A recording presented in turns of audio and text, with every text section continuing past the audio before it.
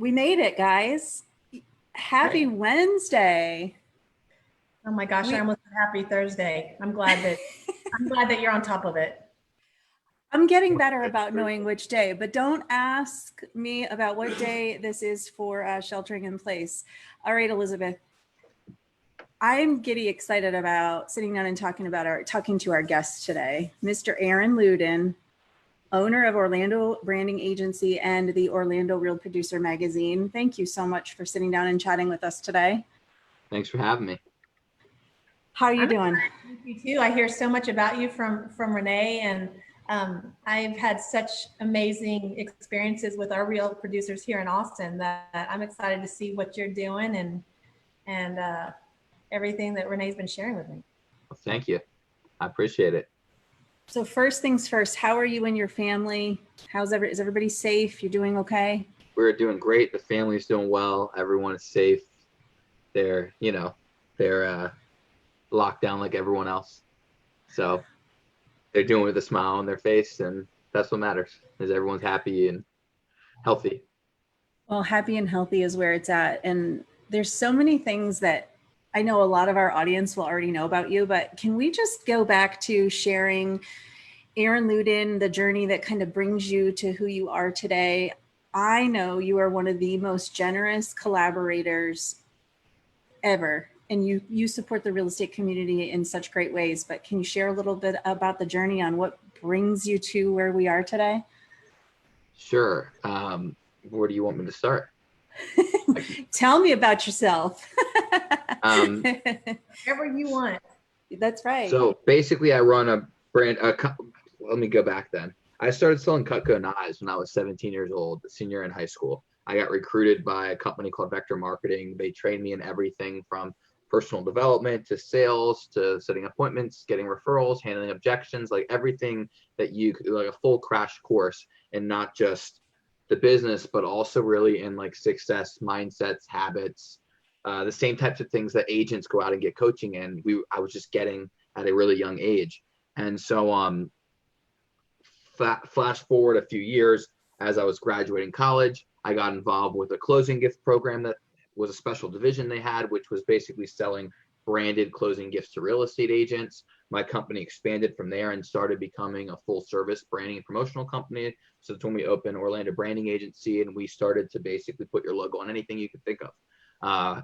And teaching companies and organizations and clients, mostly in the real estate field, how to show what we call strategic appreciation. So like what to give as a gift, when to give a gift. If you do mailings a few times a year, if you do events, what to get, like how to give events or how to give products to people that actually mattered, stood out, kept your brand top of mind, those types of things. And so we help people with the systems. And so I've spent 12 years basically doing that. And a few years ago, one of my counterparts in Indianapolis, who was really doing a lot of the same stuff, he started a new program called Real Producers. He had pitched it to a big publishing company. We had this idea that top agents needed something to bring them together, that there were a lot of events as a vendor you could sponsor, but not a lot of things that actually brought the top people. We could build a great relationship with a brokerage. We could go to all their stuff, sponsor all their stuff, and it might take 5 years to meet the number one agent because they don't go to their office meetings and whatnot. So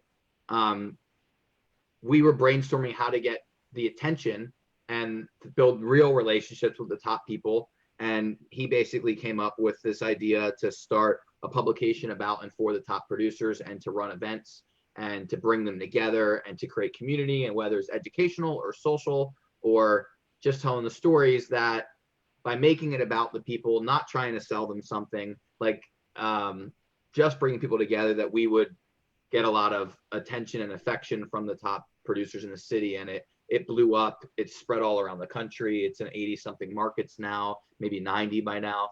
And they'll probably be in 100 plus by the end of the year. So I run the Orlando franchise, and we do a lot of events and put out monthly magazines to the top 500 agents. It's so cool. And you glazed over one of the most important parts, and I want to put a spotlight back on this, is that Elizabeth and I have the same mindset in this as well, is that earn the relationship, come from contribution. It really is that simple. And you glaze over it, but the recipe that you've put all the ingredients in so well is you are creating events and opportunities for others to collaborate where you're earning the relationship, and you are 100% coming from contribution, which Absolutely. is why it's blown up the way it is. Absolutely. I mean, we're in the business of serving the top agents and keeping the attention of top agents, and then helping them build relationships with the best service providers in the industry. Because that's the other key. There's two types of relationships that are really important to us, and that's agent to agent and then agent to vendor. And we know that as agents, obviously we can't control every vendor that everyone works with, but we also know that the top producers, they have a lot of trouble vetting and figuring out who they should be working with, knowing the difference between the legit people and the fly-by-night people, let's call them. And so we try to be like a credible source of other referrals from top 500 agents. That's where all of our partners come from. So people know that if they see someone that offers a service that makes sense for them, that they're at least doing a good enough job for another agent of their caliber to have referred them in the first place. And they're established enough to be supporting our platform, and they care enough, like they value the same things enough to be supporting the Real Producers platform long-term, not just this event, not just tonight's happy hour, but they're all on long-term contracts that go for several years. And so they value the relationship with you, and they're willing to kind of put their money where their mouth is and walk the walk. And so we really believe that that brings a huge service to the top producers who really are used to seeing some service providers as a dime a dozen. And there's a lot that can look legit on Facebook, or that can look legit when you meet them for a drink one time, or when you grab coffee. But like, there's a huge difference from them being the most referred in their category, or one of the most referred people in their category. And so we try to be like almost like the Consumer Report, like, hey, we're not perfect, but our people are, like, if you read it here, they're going to do a good job. Well, and I love hearing the history, because I didn't know all the history. I didn't understand we have Real Producers here, and it's been a great, great, great organization. Jason Sheldon is our relationship, and he's super outgoing and personable. He does great with all the events and the networking, and he makes it that we want to go. It's not just another thing on our calendar, right? And you're right. When you talk about the vendors and the caliber of the relationships and contacts he puts you in touch with, it's second to none. I will say, when I was in the magazine and they did a photo shoot, which was like with the family and crazy, even the photographer they used, there was method to the madness, if you will. And to this day, Rory was our photographer. And then I got to know him, and I got to know his heart. And I found this constant, or this connection that we had, that he is now one of the photographers for one of the nonprofits that I'm on the advisory board. So, these aren't just people that are, well, in my experience, they haven't been people that are just coming out for a paycheck, or just, hey, what are you doing there? That didn't work the way I thought it might. No, all I see is a waist.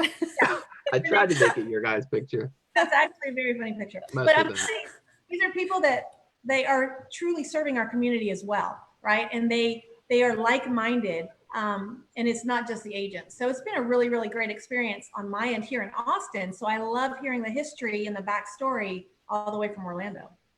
Well, thank you. Yeah, and I wish I could take credit for all of it, but really, my buddy Remington Ramsey is like the godfather of the program. And I just happen to have been along for the ride, and I'm blessed to have been a big part of it. And now it's just spreading like crazy. So, can we talk about the business aspect of what you just outlined? And it's so clear to me where the secret to the success came in the ingredients in the recipe. But how can an agent look at that same recipe and apply that toward their business? The recipe, well, really, I think what agents need, there's two big lessons. The big one is to actually serve what your audience needs. Like too many people they think of what they want or what they need first, and then how to get people to do it, instead of the other way around. So, like, for example, you're seeing these days, like, I don't know about you, but I'm getting spammed like crazy on Facebook from people that they want me to look at their flyer, they want me to attend their virtual thing. I'm not saying the invite's a problem. I'm saying like they post on Facebook and they tag me and 99 people in this new group they just created, and it might even be COVID response for their city, or there might be like a hidden agenda or an agenda that's admirable, but there's also a hidden agenda of like you're trying to earn business in some way, or you're trying to like you're not just there to serve me. I can see it. And so there's a lot of people that they're thinking of how they can keep in touch with their market, how they can stay top of mind, how they can, they're not thinking of like how they can serve and who they serve and how they can serve best. So I think the big lesson you can take from it, like we use at Real Producers, like we focus on who we serve the best. So we don't sell anything to real estate agents. We're only a resource to bring them together. You know, all of our partners are also vetted. They can't just join or sign up, you know, overnight. And so they're referred by other top 500 agents. So like, I would love to like generate leads online and have people just click through and sponsor Realtor, but we don't work that way because we try to work with the best of the best. And so like I'm saying, what I'm saying is that to actually think about who your audience is and how you can really be serving them in this time. So if you're going to do something, like do it from a place of being genuine and actually caring about the group and actually caring about how to bring value to them, not how could I force my agenda and mask it as caring about the client. Does that make sense? And I think that's why we do well is there's never a hidden agenda to what we do. We don't run a masterclass to sell you something. We don't do anything with a secondary reason. We don't recruit at our events. We try to be neutral with who we feature. We try to be balanced. We'll put people from 5 different companies on stage together, and we'll try to give them all about the same amount of time, you know. So the idea is to be a resource and to serve the community, and the community changes. Every year, the top 500 like actually change. And so I don't have the luxury of repelling and being polarizing. Like I was telling an agent last night, he was talking about some of the political beliefs he likes to post on Facebook. And I've been telling our group of publishers to stay out of that, because in the end of the day, you can be a lightning rod for whatever your beliefs are and work with your type of people. Like, and I don't just mean politically, this could be anything, your style of doing business. This could be like the speed you talk, the intensity. These could just be certain traits that you don't have to be liked by everyone to grow your business. You can generate plenty of business from the right people. But if you have a specific community that you farm, or you have a specific neighborhood, or for me, we have a specific list of top 500 agents. I don't get the luxury of picking who they are, what they believe in, and what they're attracted to or unattracted to. And so I have to be a neutral, objective source that they can respect, whether they're on this side of the spectrum or that side of the spectrum. I have to stay out of that because I don't get to wear that hat. So I know I'm kind of going on a tangent, but I think the big thing is to actually analyze who your audience is and what they need. I don't think that's a tangent, Aaron. I think that that's a really valid point. And as a realtor, I feel that way the same way. Is we represent customers, all customers, right? I have a diverse segment of customers that come from all places, are all different types of people. So I don't do polarizing very well, but I will say this: you shared at a social media class that you hosted recently in Orlando something that stuck with me. And that was that some agents in their social media are trying to be too safe, and that it is okay sometimes to be your authentic self, meaning you got to put yourself out there, right? And take the politics out of it. I don't even want to talk about that because we're not talking politics, but putting yourself out there, you got to stick your neck out there a little bit. Absolutely. I think that when it comes to like not just attracting, but bringing people in, like magnetizing people to you that have the same, not necessarily like political beliefs but that would resonate with the same types of messages, that have the same core values, that maybe speak in similar language, have similar goals, or on similar tracks. Like those people, in order for them to connect with you, in order to connect with them, you've got to have an authentic personality. You've got to be willing to take a stand for the things you believe in. And so for me, I'd rather be too loud or too aggressive or too opinionated for your taste than be too dull for the people that agree with me and like the stuff I'm doing. I'd rather have a lot of energy and be able to inspire the people that are inspired by it. The people that aren't, they can go elsewhere for it. Like, it's not a problem. I'm not offended. I'm not trying to be everyone's cup of tea, but I'm trying to be a strong cup of tea for the people that drink it, if you will, if we're using that metaphor. I love that. And so that also then would put me in mind of going in depth with who you are or what you believe in doesn't necessarily mean you have to be polarizing, right? Like, we can be in depth without being polarizing. Absolutely. I think that's brilliant. Okay, Aaron, I know about you that you've overcome some pretty serious adversity as of recently. And just knowing about that story, it's an impactful story. I would love for you to share what you've gone through and how you've been overcoming it, because you have inspired many. Thank you.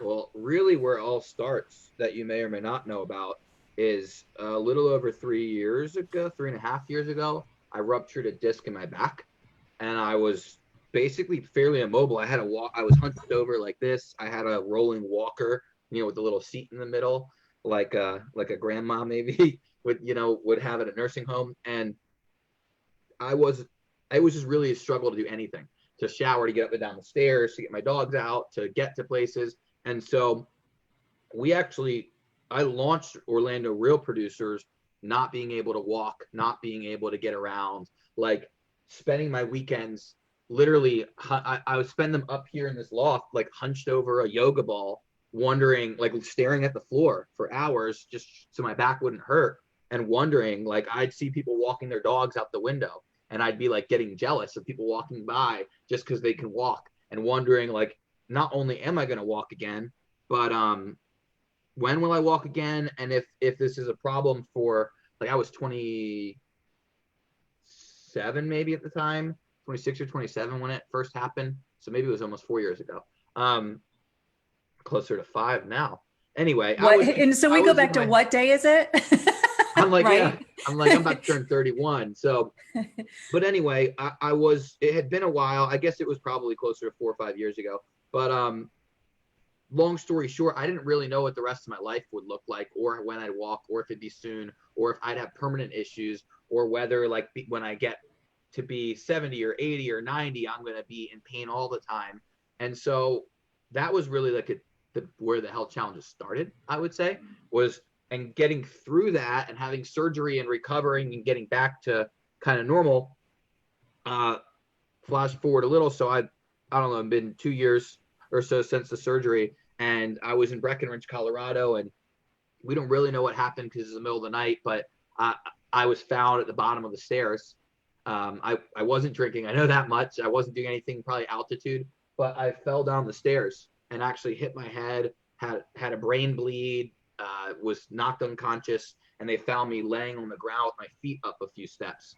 And so the EMTs came, they took me to the hospital. I spent 17 days in the hospital in Colorado, and then I got airlifted back to Florida. I spent 4 or 5 days at Halifax Health, and then basically went home into recovery at home. And so that was only 2 months ago that I was in the hospital, and I woke up with a broken wrist, big cast, and being told that, you've damaged your frontal lobe, you've damaged your brain, and really not knowing what cognitive function I'd have, whether I'd have it all back, whether I was permanently damaged, whether I was physically able to do normal things, take care of myself, drive a car, like, you name it. And so it's been definitely an interesting last few years here, but I'm really blessed to say that, like, I'm 97%, they said, recovered, and doing really well, and back to getting things done. And there's silver lining in some of these things, like being at home a little more often than I probably would have. It's probably good for recovery, but that's the challenge that I've been dealing with. What do you feel? And I'm so glad to hear you're back, and you said 97%. I mean, you were at the Orlando Masterclass, I guess it was last month, and it was just like so excited to see you there. Through that recovery, even probably to this day, you must have down days. What what are you pulling from to find the strength, even sometimes the mental strength on those down moments and down days? It's a great question. I mean, I'm not sure if I'd say that I have personally like down days. But there's really three things that I learned this actually in a webinar I took this week from a guy named Simon Bowen. I'm gonna pull it up really fast actually if I can. He says that there's basically three things that a leader can do these days. Try to find it. And it's to stay anchored, be strategic, and drive business. Those are the three things: is stay anchored, be strategic, and drive business. And so, I mean, that's for obviously leaders, business owners. So I really think like drive business could also be just take action if you're not the business owner, or if you do something else, or you apply it to another area of your life. So it's number one is to be strategic, to actually think through what you're trying to get done and what parameters you have and work with what you've got. The second one is to stay anchored, like to actually stay grounded, to be willing to face reality, to be willing to stay calm, to be willing to like see this as what it is. Like you can't change the whole situation, but to stay grounded and stay anchored and stay present to the fact that this is whatever is the reality, and it's not worth you worrying about the things you can't change. And then the third would just be to drive business. So basically focus on what you can be pushing forward or where you could be fighting, quote unquote. So, when I'm in the hospital, I'm not worried about what happened or why it happened. I'm worried about fighting. I'm worried about recovery. I'm only thinking about what do I need to do right now to focus on what matters. When I got back home, that's all I cared about. I wasn't out there trying to run my whole business, trying to make everything perfect. I was trying to make sure that my brain worked properly. So right now, for a lot of you, what I'm getting at is that it's easy to get overwhelmed and when you think too far into the future, especially when there's so much uncertainty about what the future is going to look like. But the truth is, you don't need to know what's going to happen in the future. You need to draw strength from your resilience, maybe from your past, maybe from a past situation you've been through, a story. That's probably the best thing you could do is tell yourself or remind yourself of a time that you were resilient and what strength you drew. And then to stay grounded, to stay anchored, as they say, in what the reality of right now is, and then drive business or drive action in what you can drive, whether that's, your kids homeschooling. Maybe it'd be better if they could go to school, but we can only change what we can change. Like, what can you drive forward? Maybe you help them with the routine. Maybe you get what I'm trying to say, like stay anchored, be strategic, and drive action, we could say. And those are the three things that I'm focused on right now. And those have really been somewhat how I've been approaching things since the accident. Really, before this all happened, I could easily be stuck, in Colorado still, in a hospital, probably on lockdown with this. I'm just blessed to be here. So I keep reminding myself that I'm lucky to be alive. I'm grateful to be alive. I'm grateful to be here. I'm grateful to be functioning. I'm grateful to have good health. And because of where I'm at, I'm able to focus on not just being strategic and not just driving business, but staying grounded in what's actually going on so that I can maybe be the rock for the people that need a little bit more confidence in what's happening, or maybe they're feeling a little uncertain. I don't know what's going to happen, but I have a strong level of certainty in how I will react to whatever happens and where I'll end up regardless.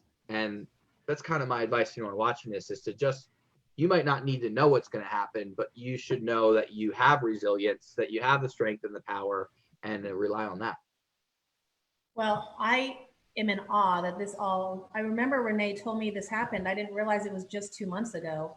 And the fact that you're here with us, you're doing all the things that you're doing, and you have the outlook that you have is amazing to me. A reminder to me going, oh my gosh, I have nothing to complain about. For me, I agree with what you're saying. I have a lot of people that'll call and same thing. The unknown is so scary, so fear-based. And I'm like, look, I'm just putting one foot in front of the other. That's all I can do, because for me, I will get completely overwhelmed. And so hearing that, what you just went through, and again, you're not talking about this from 2 or 3 years ago. This happened 2 months ago, and you're back at it. And you just have such an amazing outlook, I think is relevant for anybody, no matter what industry, what they're going through, or what day of the week it is. Thank you for sharing that. No problem. I mean, I'm literally keeping it simple, like just to kind of show you. That's all I'm focused on today. I Just love be happy. it. Be happy. I love It's really it. easy, but it's not always really easy, but it's really easy to only focus on that. Let everything else come second. Like a lot of people watching this, they're so worried about their schedule, what they're like. If you just focus on what's most important, which is your mindset, the health of you, your family, whatnot. If what you can do to drive business, what you can focus on, what you can do in the like, otherwise people need to stop worrying about the things that are out of their control and focus on what you can focus on. Yeah. And it might be simple. Well, a lot of what we can focus on right now is simple, but the cool thing is that if we look at silver linings, what we can focus on right now is strengthening the foundation that we will continue to stand on firmly, and like one foot in front of the other, like Elizabeth said. And I just keep saying, if someone says, "How are you?" I say, "I'm forward focused," right? Like I am forward focused. I too don't have the answers, but what I do know is, oh, well, okay, here's an example. So Elizabeth and I did an interview last week with a leader in our company who's amazing. And one of the things he said that really struck me was, don't wait for it to return. Like I've had a couple calls the last couple of days, and it's a couple agents saying, "Well, I'm waiting. And Yeah. I just want to say, don't wait for it to return is one of the biggest pieces of advice that hit me so strong over the last couple of weeks, because it is probably not going to return. Absolutely. It's going to look different. So are we forward focused and being prepared, or are we waiting for it to return? Well, no matter where it goes, waiting is not a position of strength in general. Waiting is not a good position to be in. It's not a good strategy for a leader who wants to move forward and control their destiny. Waiting means that an external circumstance needs to happen in order for you to move on the path you want to move on. So in fact, I just shared this video today. It's from 5 years ago, and I randomly shot it in an airport while watching people wait for their bags. And I said something about like too many people are waiting on something to change, something external to come into their life, something external to happen. They're waiting till they get to a certain age, they get a certain job, they have a certain thing happen until they can go get the things that they want, as if like they could just pick it up off the luggage carousel and go, oh, there's my life that I wanted. Like, we're good, but there's nothing to wait for. And so waiting puts you in a position, in my opinion, of weakness. And so if you want to be in control of your own destiny, then no matter what you're waiting for, whether you're a real estate agent waiting for the things to return to normal, or whether you're doing something else, waiting as a whole is not a good strategy for creators, in my opinion. I see a lot of books behind you, and I know you read a lot. Talk to us a little bit, because you're diving in. Every time I turn around, you're diving into this book or the other book. Like, you want to share a couple of your favorites? Couple of my favorites. That's a great question. Sure. We all have some time to be reading right now. Yeah. Although I like Audible. Elizabeth, are you more of an Audible listener or reader? I can't get my mind to quiet down or focus on Audible, because then I'm like, it goes off in some direction. I'm like, wait, what did I just listen to? I like reading. I like a book. I like the pages. I just like the books in my hand. I don't read as much as I used to, but I've got a bunch of them on my shelf that I want to dive into. Love it. I'll give you a bunch of random books. This is one of my favorite books here by a friend of mine named Philip McKernan. It's called Rich on Paper, Poor on Life.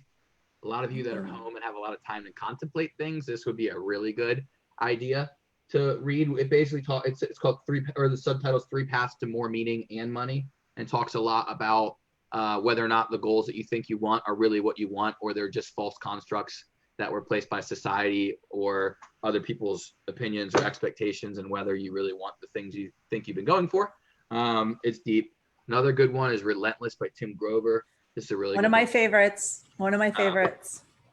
This one's been around for a while. But it's a great book. Tim Sanders' Love is the Killer app. It talks about how to win business and influence friends. This is a phenomenal book. He used to be the one of the chief marketing officers at Yahoo. This is kind of more spiritual or personal development, Dark Side of the Light Chasers I just grabbed a couple books that stood out. This is a really good book, especially for anyone who's had issues in their past of any sort. I personally can't speak to as many as this probably helps with, but if anyone here has had either trauma or they have what they call a dark side, or you feel like you have a dark side to you, this is a really good book. It's a great book just for opening up as a person in general, but it's a really good book for anyone that's like, let's call it, has some type of baggage from something that's happened to them in the past. Isn't that everyone? I would say most people, but the extent to which that's true for some people is so much stronger. So I don't want to pretend that like I've been through some of the things I know other people might say they've been through if they're watching this. So The Fred Factor by Mark Sanborn. This is a phenomenal book about a post office, basically a guy that goes way above and beyond with customer service, way above the call of expectations. This is a really good one. You know what? I'll give you two more since we're at it. Now we have homework, Elizabeth. I know. I think we can find this. Are you writing them down? Of course. My friend, I think it just got re-released under his real name. This is his pen name, Ross Jeffries. His real name is Paul Ross. The book's called Subtle Words That Sell. This is a really good book. It talks a lot about phrases and psychology of how to get your prospects to convince themselves to buy without pushing, pressuring, or pitching. So it talks about like NLP and language patterns. My personal coach, Anil Gupta, wrote a really good book called Immediate Happiness. This is just about like fulfillment and whatnot. It's a great book here. And then that's some good. Oh, you got one more. I helped co-author a book with my friend Greg Reed called Climb. It's got a lot of good stuff here. There's like 12 or 13 of us that co-authored this book, and each wrote a chapter. And it's got a lot. This is more of like advice on success. It's kind of like a compilation of people's advice on success and relationships. But these would be a couple ones that were within my periphery. Is that enough book recommendations? Listen, we were asking the right person. Yeah, no, I could do this all day. So Aaron, let's go tactical for a minute. Whether you're a real estate agent or a business owner right now, you sit down in the morning and you open up your laptop, what the heck should we be doing? It's a great question. So I would say that right now, relationships are really the insulation in your business, real relationships. And so I'm not here. I don't know the right answers for how anyone should respond, but I probably have never been in your exact, like I've never sold a house. So I'm not a real estate agent. I can tell you what a lot of agents are doing because I speak with most of the top agents, but I don't want to pretend that I'm the expert on what you should be doing to respond. Here's some ideas that I think anyone could be doing that doesn't know what to do with their day. How about that? I would be reaching out to the people in your network, clients, referral partners, anyone, and just actually reaching out without an agenda, seeing how they're doing, how their family is, how they're feeling, and whether or not there's anything they need help with.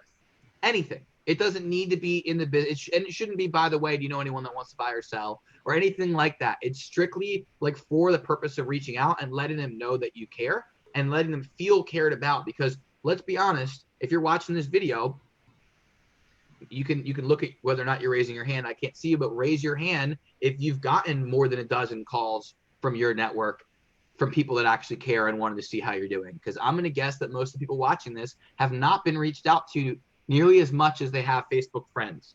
And even for me, like I had this crazy event happen last month and 438 people gave to this GoFundMe my friend set up, which was really like inspiring and humbling. And I was really grateful. But I looked just a month later and I've heard from almost nobody. Now, not that I expect them to all reach out. But what I'm saying is that it was a great indicator that, yes, there are a lot of people that there's a lot of love in my life and people that care and a lot of friendships that were impactful. But right now, while everyone's in this time of crisis, they all are so worried about their own immediate agendas and problems or just being stuck in their situation that they probably aren't being reached out to by a lot of people. They're probably not feeling the overabundance of connection, of care, and of love that they could be feeling. And so I think anyone on this that's a business owner especially, but really the non-business owners too, should be reaching out to their network, their key relationships, maybe even their clients, maybe their farm community, and actually checking in with people and taking their temperature, not with an agenda, not to get them on your next conference call or Zoom or something, but to actually see like, how are they doing? what's going on, what do they need help with, is there anything they need help with, and let them know that you care. I think that is like the best thing we could be doing right now, and it will change the dynamic of relationships forever. The people that do it right, I believe. Like when I go through and I call my clients who didn't expect a call, I know that it's going to change the dynamic, and they're going to realize that I actually care about them, not just that I care about their business. Well-being phone calls. Absolutely. Wellness check, we'll call it. That's right. That's right. All right, Erin. Well, we are just so grateful that you spent time with us today. And I am so happy to see that you are doing well. I mean, wow, just keep on doing it.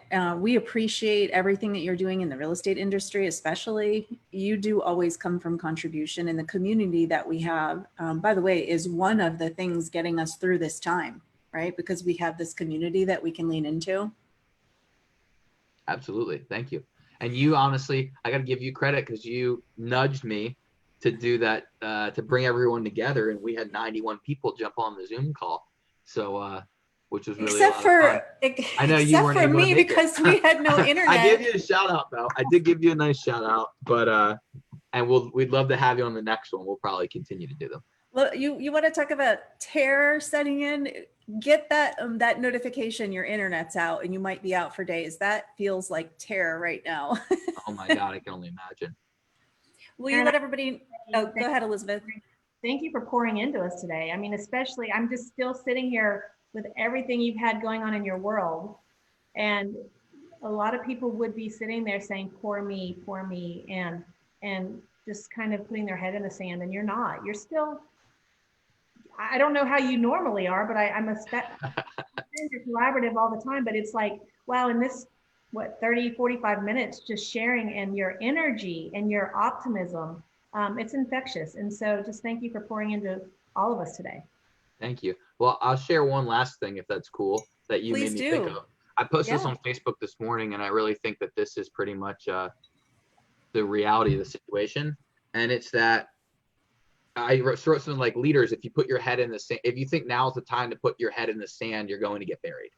And it's really my belief about it. And honestly, personally, because I had just gotten out of the hospital and just gotten back, I wanted to put my head in the sand just because I was still in recovery.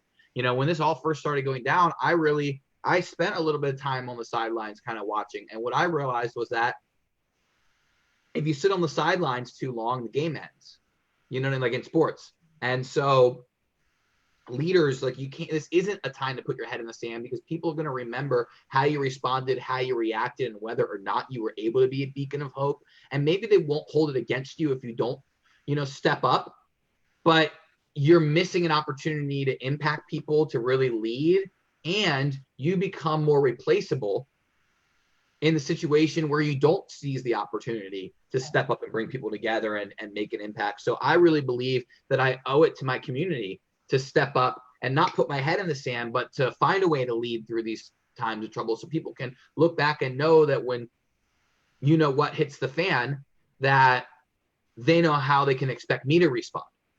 I won't know that I don't have the right answers, but I know that the people that know me know that when there's a crisis, they know I'm not going to quit, and I'm going to step up to whatever it is. And I want them to be able to trust that, and know that similar people who value similar things, we're going to connect a lot better and a lot deeper, both now and in the future. There's a fear about, so during this time or any time where there's crisis, that if you do step up, you have to have all the answers. And that's actually not true, right? You don't have to have all the answers to step up. It's even just being a connector and focusing on the relationship. So that's a really valid point that you just make. Absolutely. I mean, we just did a community mastermind, like I was talking about on Monday, and I started by explaining, hey, we're not doing this call because I have the answers. I don't know the answers. I'm not even an agent, but I know that collectively, as a 91 of the best and brightest minds in Central Florida real estate, that you guys will have plenty of your answers. So what we did was we just asked that we had 3 questions. We went around the horn and had them answer it. And then we hit a button in Zoom to stick them into breakout rooms together. And they met 3 or 4 or 5 new people that, or maybe not new, but in a lot of cases, new people they had never spoken to, and they were on camera discussing ideas together. And then we brought them all back together to hear the best responses. There was no teaching, there was no expert, there was no panel. It was only about bringing people together to find the best answers, to crowdsource the collective wisdom of the group, as my friend at Exchange, which is the program that we were copying, basically is called. But they talk about crowdsourcing the collective wisdom of a group, and they're highly trained in a way. I'm not trained in it as much as the facilitators are, but I know that when you unlock the answers and you bring people together, and you don't pretend you know all the right answers, we're looking to find them together. Exactly. Love that idea. Where can we find you, Aaron Ludin, owner of Orlando Branding Agency and Orlando Rare Producers? Could you please share your contact information? Sure. You can find me on Facebook, Aaron Ludin, AARONLUDIN, or you could find me, or you could reach me at aaron@orlandobranding.com. AARON@orlandobranding.com is my email. And that's it, pretty much. We appreciate you. Thank you. I appreciate you guys. Let us know if we can do anything to stay connected with you and help. I will hope that my internet stays intact for the next mastermind. Perfect. Oh yeah, March 16th. If you're a real estate agent, you should register at masterclassorlando.com. Will do. Take care. All right, guys. Have a great day. And thanks again, Aaron. Thank you. Bye.